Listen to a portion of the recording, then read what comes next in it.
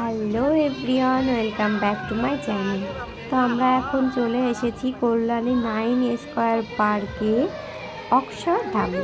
তো দেখো এখানে প্রচুর ভিড় ছিল। আমরা প্রায় আধা ঘন্টা 45 মিনিট মতো লাইন দিয়ে তারপর অবশেষে পৌঁছে গেছিলাম অক্ষরধামের প্যান্ডেলের ঠিক সামনে।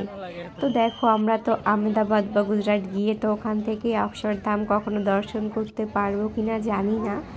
তো এখান থেকেই দুধের স্বাদ ঘোলে মেটাচ্ছি। আর সত্যিই প্যান্ডেলটা খুব সুন্দর ছিল। আর সব থেকে যেটা সুন্দর ছিল সেটা হচ্ছে মায়ের প্রতিমাটা। আমার তো খুব ভালো লেগেছে। আর দেখো এখানকার সত্যি সব কিছু এতটা ভালো ছিল। আমার ফার্স্ট প্যান্ডেল আমার এটা সেকেন্ড প্যান্ডেল ছিল। তো আমার সত্যিই খুব ভালো লেগেছে। আর দেখো এখানে প্রচণ্ড ভিড় ছিল, কিন্তু খুব যে মারামারি ঠেলাঠেলি হচ্ছিল সেটা হয়নি।